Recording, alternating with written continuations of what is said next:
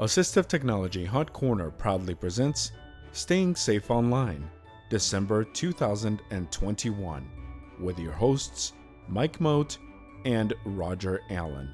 Please remember to like, subscribe, and share for more great content. You may also email the show with your suggestions at athotcorner@gmail.com.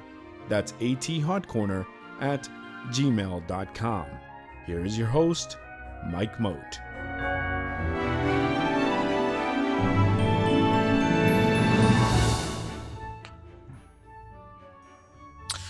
Well, good evening, everybody. I guess I should formally say that, and we want to welcome you to our December Assistive Technology Support Group meeting. I am Mike Moat, and I will be hosting this with the assistance of everybody tonight, but Roger has agreed to sort of help me monitor this during the course of our meeting tonight because our normal co-host, Israel Zarita, is not here tonight, and the reason is he and his wife just celebrated the birth of their baby girl. She was brought into the world yesterday around, I want to say 4 o'clock in the afternoon. I may be an hour or two early or late on that, but it was wonderful.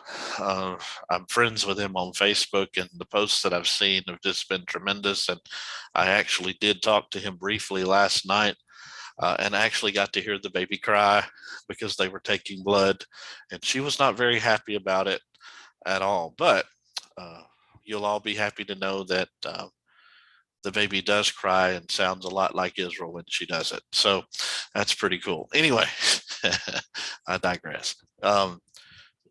They're doing well. Mama and baby and dad are doing really well. And it appears to me that everybody is healthy and happy. So that is certainly good news. And we will not hear from him tonight. I do not believe. It's highly, highly unlikely that he will be here. And I totally understand. And now that he is a new dad, we may not see him several meetings in the future because little ones can be busy and you may have to deal with that. So, but real happy for him. And so really excited about that for him. So congratulations, Israel, if you happen to listen to this later on. Want to also, before we get really started into what I wanted to discuss tonight, the archives of all of our meetings are now on the Assistive Technology Hot Corner channel on YouTube. We are also putting together more content, and we're wishing and hoping that you will send us information.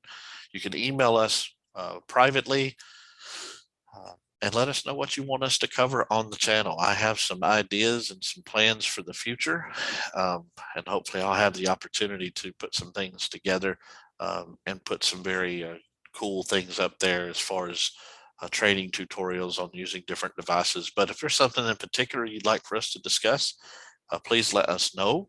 You can send me an email at mmode@ifbsolutions.org. You can also email Israel at izarita@beyondvision.com. But our channel is up and running and we want more subscribers. I do know that we've got a couple of neat interviews with folks in our community who are really making a difference. And there's one that I'm going to be doing on Monday with a very special guest, and I will save that until it is officially done. But I think you'll really enjoy it. Not only do we want to talk about technology, but we also want to focus on people who are really doing some cool things in the blind community and using technology to accomplish that goal. There's quite a few folks that are on this particular meeting tonight who are using their technology to really accomplish a lot of great things. And we have teachers, we have just a lot of great representation as far as the blind community goes. And we want to spotlight that, and we want to let people know that, hey, if you want to bad enough, you can be successful and you can do a lot of cool things. So be looking for some of that coming in the near future. So tonight is going to be, I kind of thought, being it's December, it's 9 days before Christmas. I did not expect a huge turnout tonight just because we have Christmas parties, Christmas shopping, people are thinking about getting ready to take vacations and all those types of things. So I wasn't sure if we'd have a lot of folks. We may end up still before tonight's over, but I do want to talk about a couple things that are important, and then we're going to have open forum where we can discuss all kinds of things. We haven't done a lot of that in the last couple of months.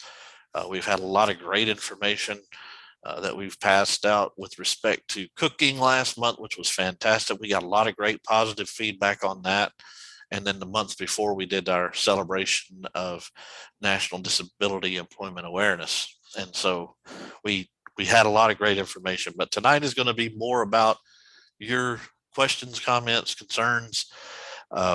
Maybe you got some new technology you want to know about. I am going to discuss in just a little bit some of the new things about Windows 11 because I got a hold of it and was able to install it on one of my systems since we last met.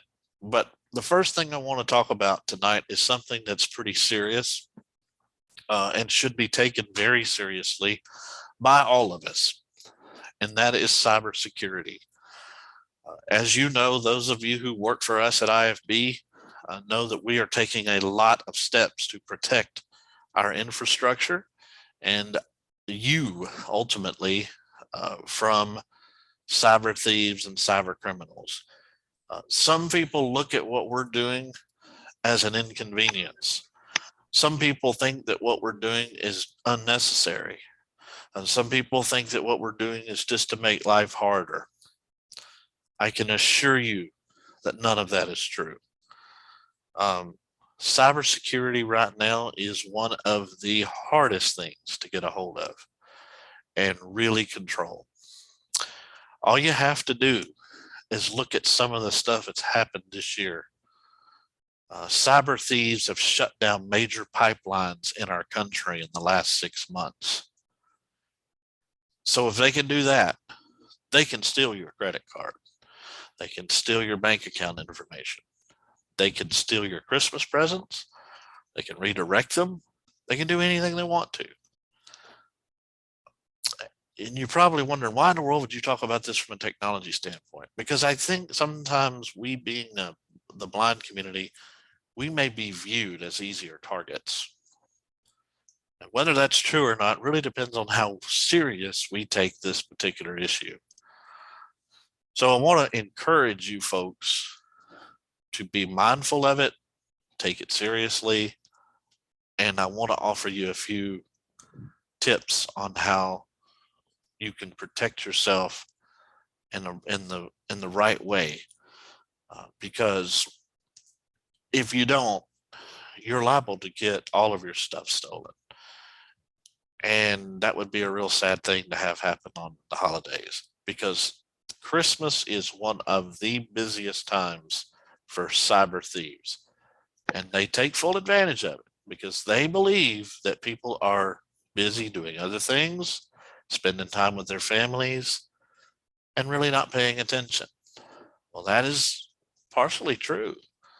And for the most part, for a lot of us who do have families and want to be able to spend time with them, we turn the computers off and the phones put aside for a while, and we go do those things. So what we really want to do is protect ourselves. And let me explain some of the ways you can do it. And it's very simple steps. One of the biggest things you can do is change your passwords often, and do not make your passwords easy. Do not include your name in your password. Don't include anything that could tie your password to your identity. Don't put a partial portion of your name in. I wouldn't put the year you were born in it. I wouldn't do things like that. I would also, if you're a Braille display user, I would make your password tough enough to remember so that you had to go look it up when you had to re-enter it. I would use sentences. I would use numbers instead of letters in odd places. I would make it as hard as I could and make your password as strong as I could to fix it and make it so that people can't guess your password. I would use different passwords for every site you have. I would, if you have a bank account, that needs to be one password and one set of user credentials, and it should be nothing like your email password or your password for Amazon or whatever you use to uh, shop online. Be mindful of those things. If you're traveling and you're going somewhere and you're in an airport, we talked about safety and travel last month, but don't be purchasing and doing stuff online when you're traveling. It can wait until you're in a more secure location. I just wouldn't do it. I just wouldn't do it because you don't know who's looking over your shoulder. If you must access something securely, do not use public Wi Fi. Use your phone's uh, cellular data. If you're using a computer, use your phone's hotspot. Don't use public Wi Fi for that stuff. It's not really a good idea to use public Wi Fi anyway for anything. Um, I would, there's a lot of things that you can do. If you can use multi factor authentication to get into your account, do it. We do it at work for our email. We do it at work for a lot of other things. I mean, I have it for Teams even. Won't let me into Microsoft Teams without knowing who I am. Um, as I said to you earlier, I've installed Windows 11 on one of my PCs. Well, in so doing, I had to reconnect my accounts. Oh my word, it was hard to do because I had to keep typing in my multi-factor authentication. But I'm glad because it made it hard for me. Well, I'm sure it's making it inconvenient for somebody who'd want to steal my stuff. And that's what you got to think about. It might be an inconvenience for a little bit, but trust me, you you're going to be more safer. You're going to protect your information better and take it seriously. Now, if something happens and your stuff is stolen, let's say your phone gets stolen, do yourself a favor and change the passwords immediately to stuff on your other devices, like your computer. If the worst thing happens, um, call your bank, call your bank's 24/7 customer service and tell them to discontinue your credit cards. Um, do whatever it takes to, you've got to be vigilant about this stuff. These are things you can do. These are things you can protect yourself against.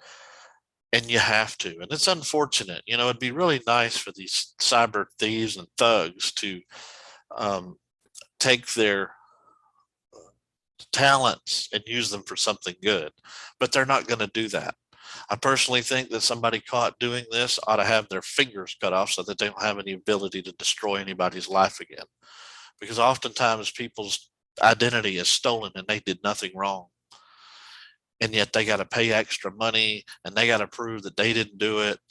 And it's all because somebody wants to take full advantage of somebody. And I say that to anybody. I know this is being recorded, but I got no sympathy for somebody who's a thief. But you have to protect yourself and you have to be careful. Um, we have talked about this before, but when possible, turn on your uh, blank screens on your phones, your screen curtain. JAWS has one of the same types of things for using a PC. It's called screen shade. You can do that by pressing a keystroke. I believe it's insert space followed by F11 to do that. If you want to do it through the JAWS menus, you can do that. Um, so many ways you can protect yourself. Um, we are talking about this on a regular basis in meetings that I'm in with our IT department. We're taking it very seriously. And those of you who work for us realize that we do that. I will tell you this, if you're using Outlook on your smartphone, the only way that we have found that you can, when you're asked for your codes or you're asked to re-enter your username and password, you have to delete your account and re-add it. And that sounds very inconvenient. But at this point, that's the way it works with the Outlook app. Um, and so that means you have to reconfigure your account every so often. And whether that's, you know, it is a problem because it ought to be easier than that, and I will acknowledge that here. But at the same time, it's not a bad way to just reset things. Um, so there's a good and bad in that as well. So that is one of the things I wanted to discuss tonight, and I'll uh, kind of back off of that after a while. But I just think that being aware of what you're doing online and taking steps, taking additional security measures to protect yourself, and it's not a bad thing now, and it will help you moving forward and keep your stuff away from the hands of somebody who wants to do something that is not favorable for you. Let me cover one other aspect of cybersecurity, and because if I don't, this is I'm not doing it justice. Please, please, please, please be careful when you see emails from people. If you were to get an email from me that had a subject that was unusual for me to send you, such as I need your credit card information, that would be a red flag.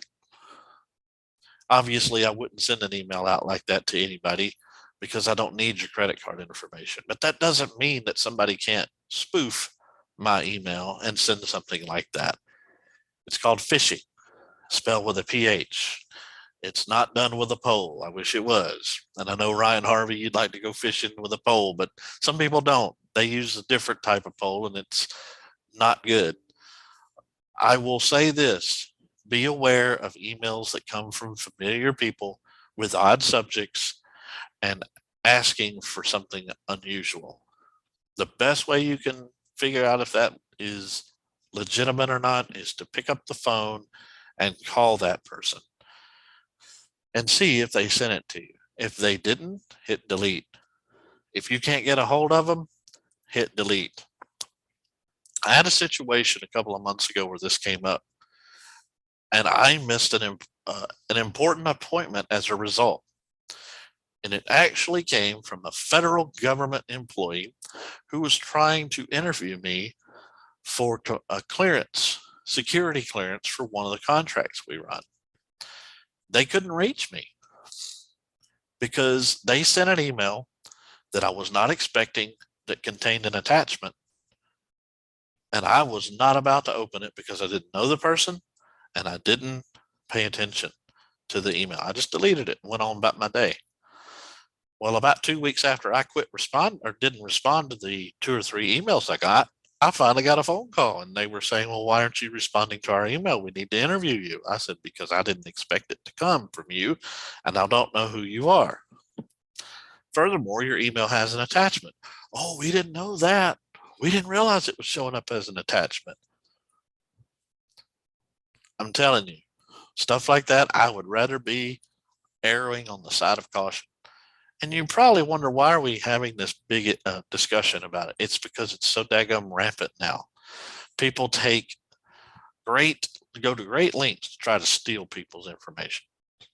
And it happens a lot. I got an email from Freedom Scientific last week that had an attachment in it. I don't ever get emails with attachments from Freedom Scientific unless I buy something. Well, this didn't look like something that I had bought. I deleted it. So just be careful. Just be mindful. If it doesn't look right and something smells a little fishy or funny, you're better off just hitting delete. And if it comes from your boss, they'll understand when you say, look, I didn't expect that from you. I'd hit delete. It's better to protect yourself. So that's one of the things I wanted to talk about. The holidays are a prime time for thieves to steal your information. You need to be vigilant. You need to be aware. Use some of the built-in wonderful features that iPhones and JAWS in particular brings to the table to protect you. You can do a screen curtain with your phone. I do it all the time, even though I'm not around a lot of people because I work from home every day. It's always a good practice to keep it on just in case you do go out and you forget to turn it on. It does not impact the way your phone works at all. All it does is just blot the screen out so that sighted people can't look over your shoulder and see it. So that's the first thing I want to discuss. The second thing is going to be really quick, and then we're going to open up the floor and let people talk, and we'll get into whatever folks want to discuss. And the second thing is Windows 11. Some of you have told me in private conversations that you're getting notifications on your PC to upgrade to Windows 11. And you've asked, should I or shouldn't I? Well, JAWS 2022 allows you support for Windows 11. That is true enough. I will say this about Windows 11. There's nothing really that's a whole lot different, with the exception of the taskbar and the way some of the stuff is displayed.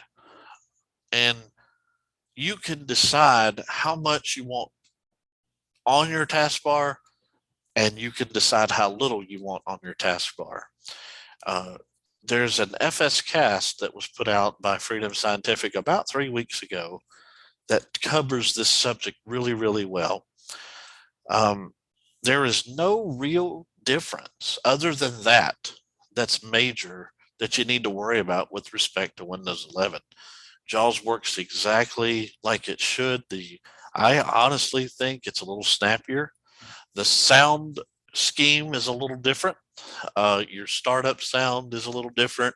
Your dings and different things when you make keystrokes. If you make some of us hear some of these key sounds when we press the wrong keys or something like that. It's a little less of sound, but it sounds different, a little bit of a different sound, just like any operating system. Windows 7 had its own set. Windows 10 had its set of sounds. Windows 11 has it.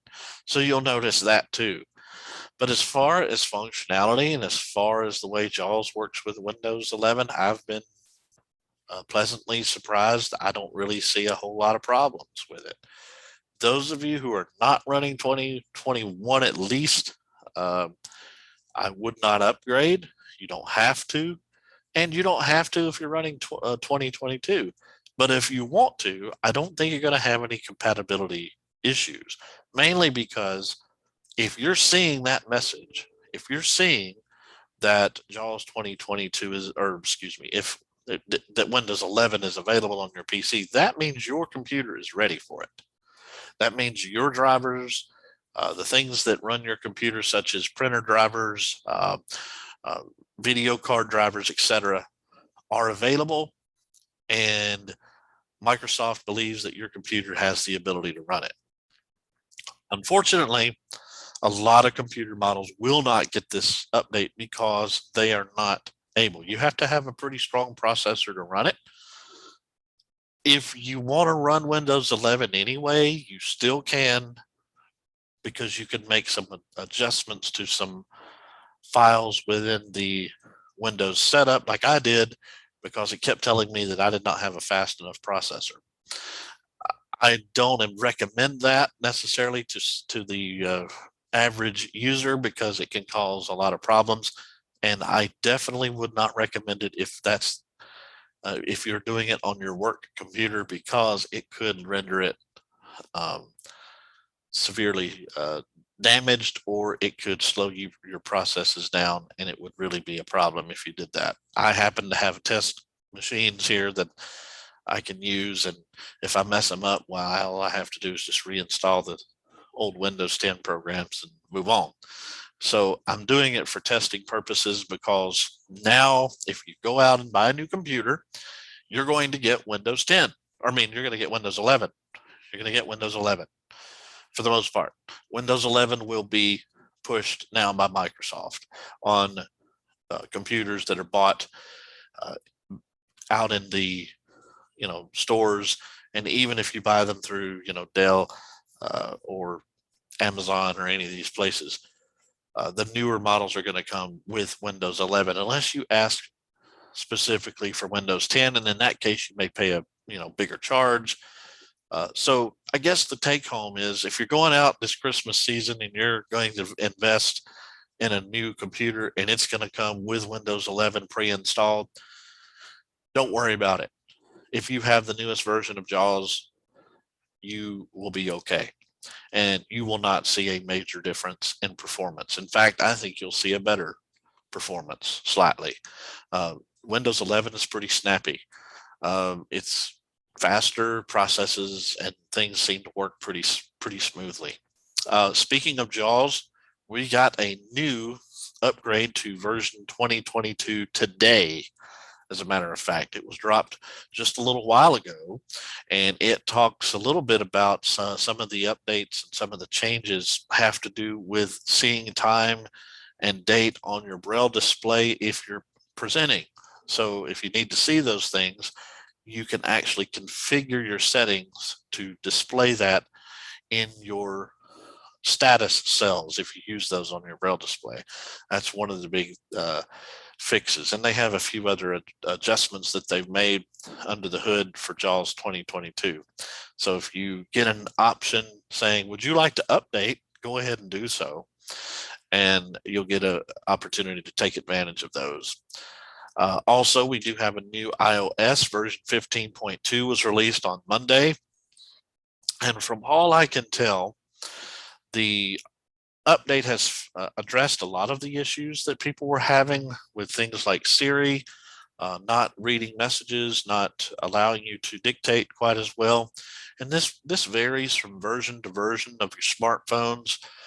Some people have different results depending on what iPhone model they use. So if you were having any problems and have not upgraded, give it a try and see if your results aren't the same or similar, because it appears to me that a lot of the accessibility things were indeed addressed, some of the known issues.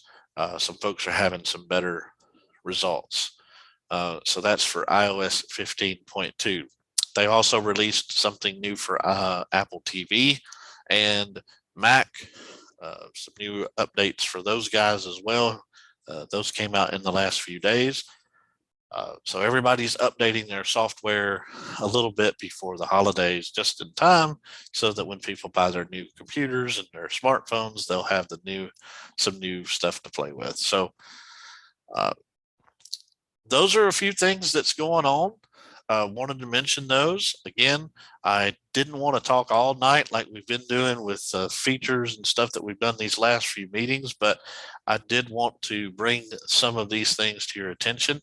And what we normally do during this time, if you're new to our meetings, we try our best to allow folks time for the most of our monthly meetings to discuss whatever technology issues or questions that they have about something that maybe they have experienced, and they can bring it to the table and we can certainly discuss it. So hopefully you guys will want to talk about some of that stuff, because we're going to give you an opportunity to do that this evening, and we're going to turn over the rest of the show to y'all and let you guys talk. So Roger's here, I'm here. Some of us know, and there's a lot of other folks who are smart on this call as well. And so we may be able to help you answer a question. There is no dumb question. The only dumb questions are the ones you don't ask.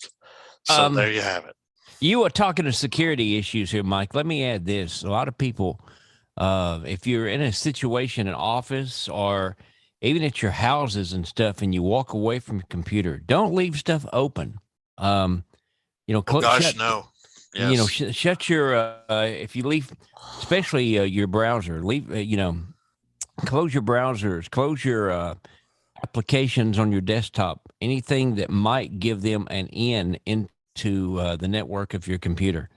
And there is a keystroke to do that very quickly. It is Windows plus the letter L for lock.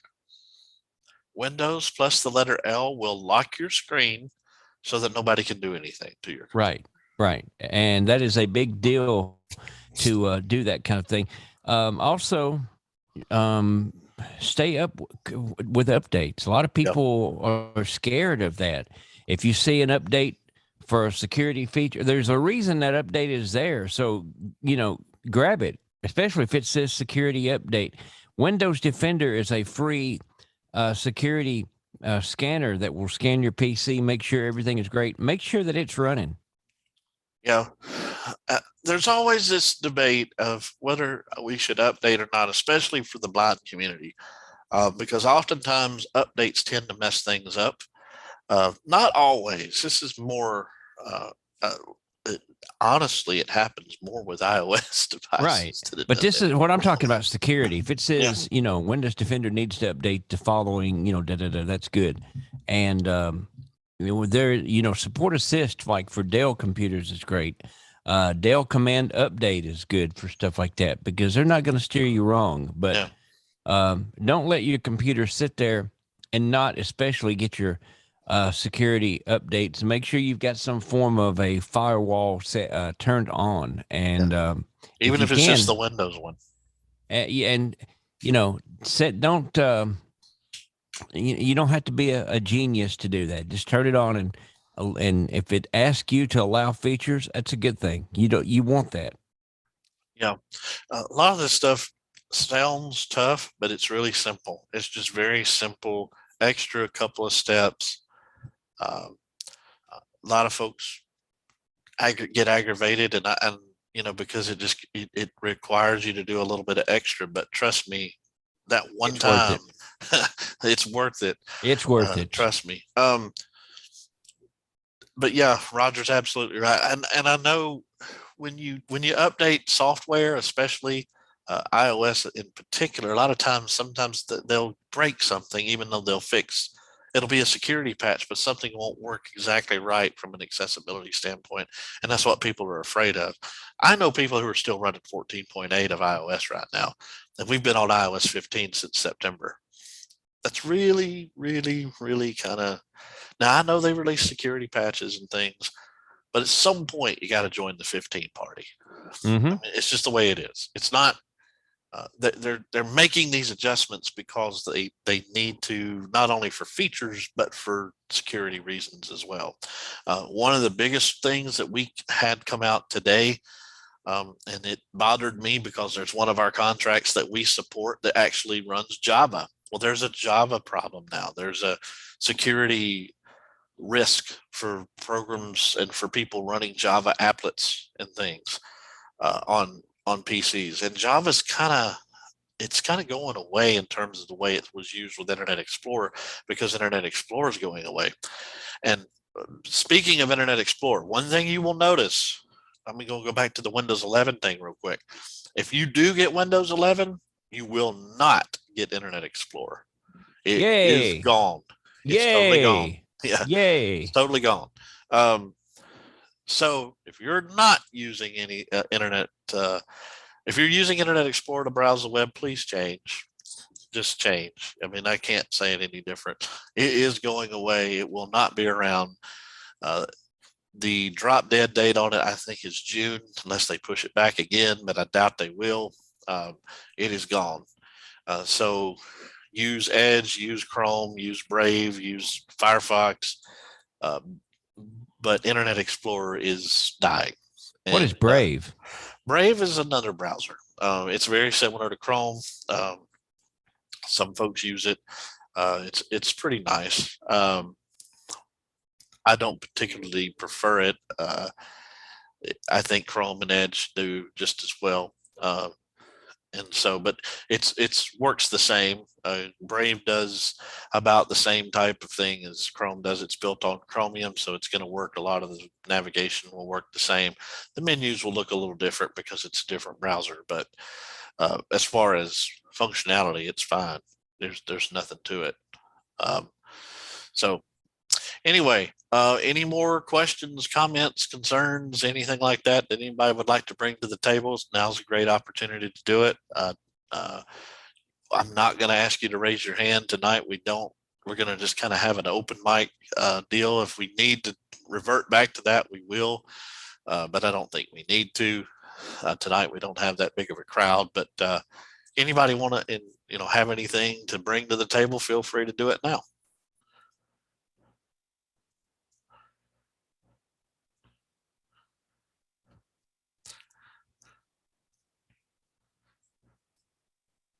It's quiet.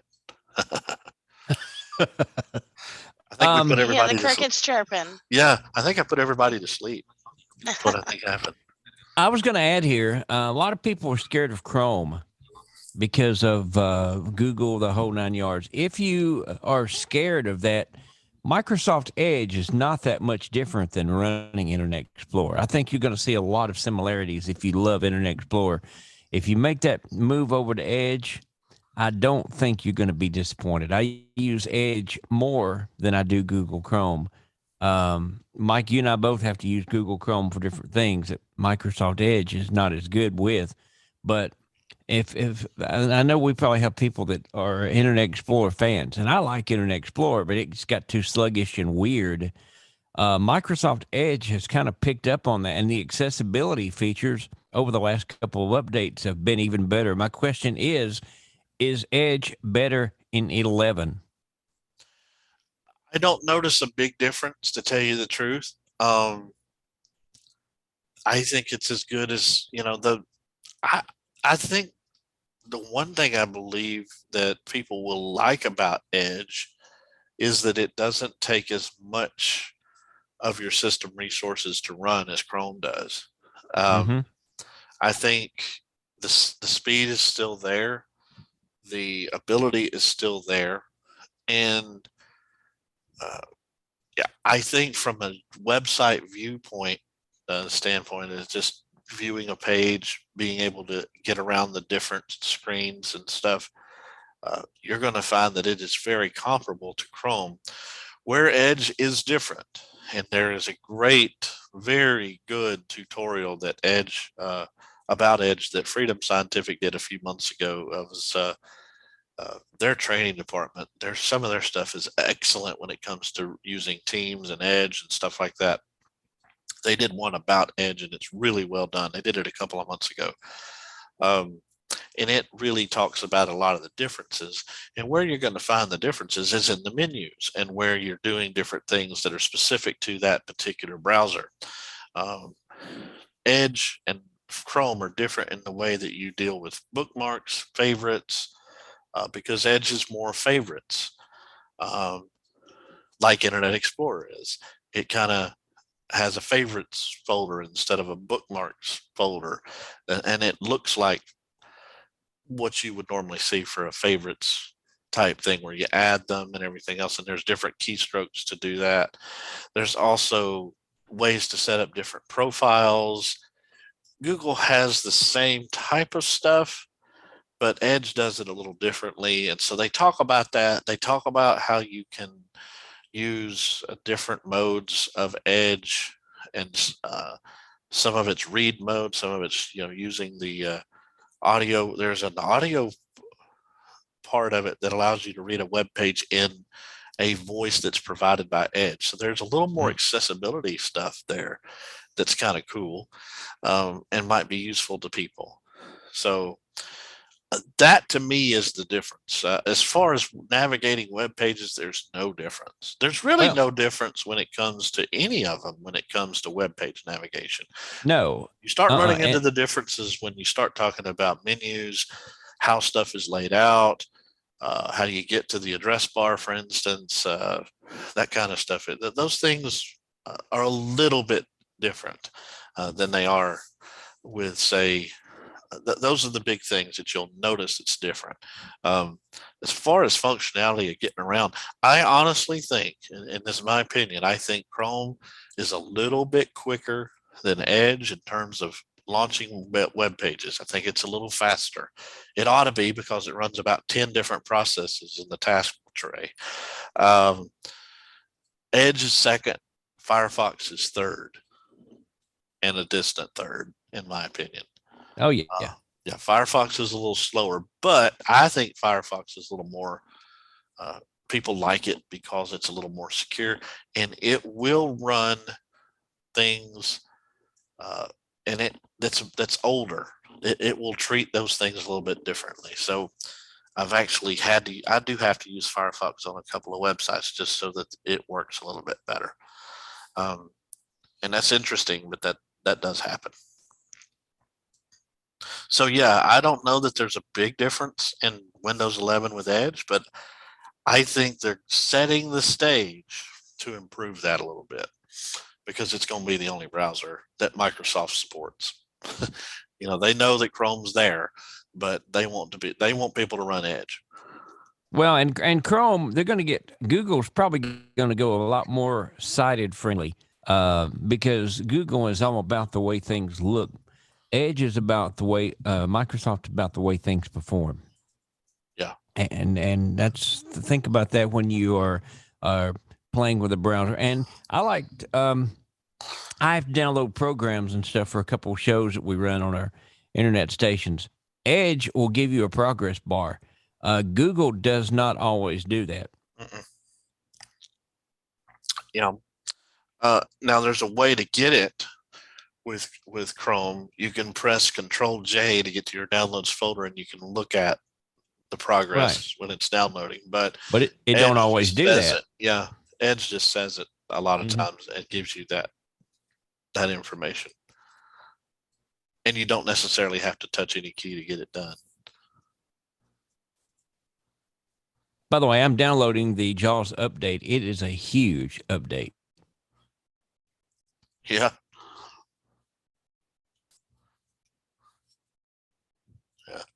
So maybe we'll be done by Christmas Day.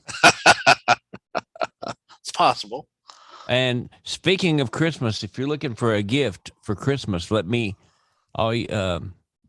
talked me into buying an Apple TV, and it's the best investment I made. And there are two really good ones from the accessibility standpoint. I would say the Apple TV is great, and I would say that the Amazon Fire TV Cube is pretty good too. I would say both of those will do a great job if you're looking for something like that. But if you're looking for more accessibility features, I put my money on Apple TV because I've got some apps that are a lot more accessible that I could not run with my Amazon Cube. Give us an example. News On. News On is an app that you can watch newscasts if they're live, or you can watch recorded newscasts, etc. The Amazon would give you buttons. This actually lets you surf the stations and tells you if they're live or whatever the case may be. The Amazon Prime stuff, for instance, also, there was a lot of stuff that I was missing that I did not know was even there with their own product that the Apple TV kind of opened up for me. Pluto TV, same thing. Pluto has a search bar that I never knew existed with Amazon that Apple TV has. I have not found an app yet that I could not figure out the navigation with the Apple TV. The Amazon Cube, I had to kind of figure and guess and hope and pray and just out of the box. The Apple TV was less cluttered than the Amazon Cube, and I like that. I don't like a cluttered interface and having to go in and remove stuff because they put so much stuff on there. The Apple TV, what I liked also is the fact that you can go in and change the sound. My studio is 5.1 surround. I was able to go in and take my Apple TV and move that over to the 5.1 and let it match my studio here and give it even a better sound. There's it's just the way things are laid out in the Apple TV. It's a lot more common. I would recommend them. I mean, you're going to pay a little more for that TV, but in the end, as far as you being able to use it, it's going to be worth the money. Yeah, I would agree. I would also say that the second generation remote makes a huge difference with Apple TV. Oh yeah. The first generation one with the little pad would get a little problematic, but I also like the fact that Braille displays work with the Apple TVs. Not all of them, but some of them do. So you're able to control it. Oh, and you don't have to buy batteries for your Apple TV remote. That's you can charge it like your iPhone. That's very true. And that is a great feature of it, I will say. One of the drawbacks for the Amazon Fire TV and I know this by experience, is that some of their remotes are defaulty. They are just not working very well. They're faulty remotes. They have flaws with them, and you have to send them back because they eat batteries like nobody's business. I've never seen anything like it. So I had to have one sent back and one sent to me, a second one, because I went through at least 20 to 22 batteries in just 2 months. That's, I mean, the average lifespan for batteries was 3 days. It was crazy. So obviously they have issues with their remotes, but Apple eliminates that because it's and the range on the Apple TV remote is amazing. You can be in another room and use it. Yes, you can. And the battery life is great. I have not charged mine yet since I got it. Yeah, I haven't charged mine either. So, but I will have to. I see that it's like 20% or 30%. And when it gets to that point, I will charge it. I had a young lady that's not on our call tonight, but she had a little problem that I wanted to share before we wrap up tonight. And feel free to jump in with any questions if anybody has any. We'd love to hear from you. Some of these keyboards, and this is one of these things to be on the lookout for. A lot of these wireless keyboards do indeed have batteries. Some people don't know that or may not realize that your keyboard does have batteries because a lot of times they come pre-installed. But I had a young lady who called me in a panic the other day because her keyboard just stopped working. And she said, it's a wireless keyboard, but it's not working and I can't get it to do anything. And I called Microsoft and they're trying to help me. And of course, they're not much help because the keyboard doesn't work. And you're pretty much dead in the water if your keyboard doesn't work.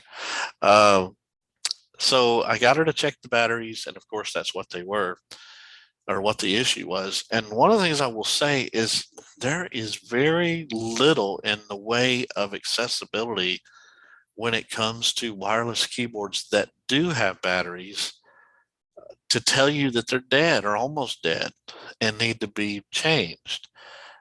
You get very little warning. So that's a little problematic if you are trying to, you're using your keyboard and all of a sudden it just dies. You don't get any warning. So if that ever happens to you, don't panic. Just realize that you may need to just change your batteries. And once you do, everything will work just fine. It's funny because it doesn't even disconnect from normally when you have a Bluetooth device and it disconnects or something, it will tell you, it'll give you some sort of a sound that tells you that it's been disconnected. Well, this does not do that. It would be different if you disconnected it yourself by unplugging the little receiver that normally comes with a wireless keyboard. So it's one of those things that's we don't see much of and can't really see in terms of a light or something like that may be dimmed or on the actual keyboard itself. But it's not your computer. It's probably the batteries need to be replaced on a keyboard. Ideally, you would find a keyboard that doesn't rely on that. It just relies on Bluetooth connectivity and range. But there are some out there who do have the little AA's or AAA's that you have to put in the keyboard so it'll work. So, but we did discover that. And I had seen that before because I have had several wireless keyboards. So I wasn't too terribly surprised on that one. So we are at about 5 minutes till. We're not going to go too far beyond the 8 o'clock hour Eastern time if we go far enough at all, but I will throw out a final call for any questions or anything like that.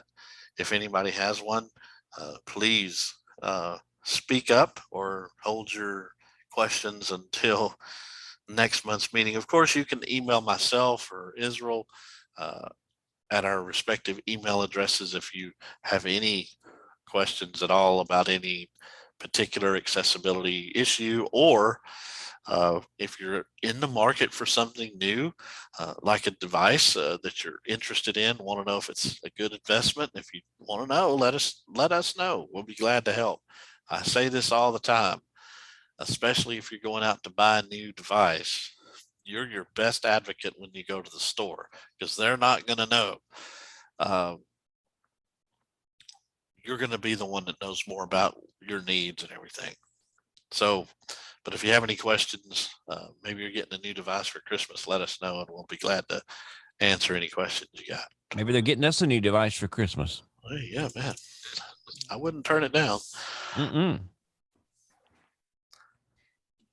This might be something to pose to Israel in the event he joins us next month. I was just looking at something called Ifit. Yeah. Which is, I guess you program like a CD or something to generate a workout type atmosphere. I was wondering if anybody knew of any devices, A, that would be compatible with that, and B, that would be accessible, because I know treadmills are all, the newer ones especially, are all touchscreen. Mm-hmm. So.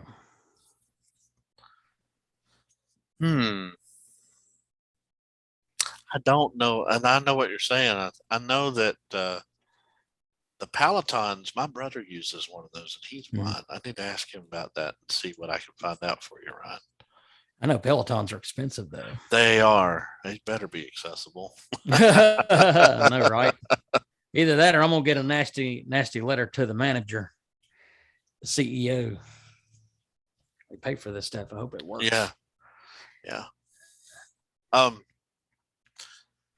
I know there's probably a way that you can get an app to your smartphone with an iPhone. I'm just not well versed on that, but I'll do some research and see what I can come up with, Ryan, on the iFit. I'll send you some information if I can find something.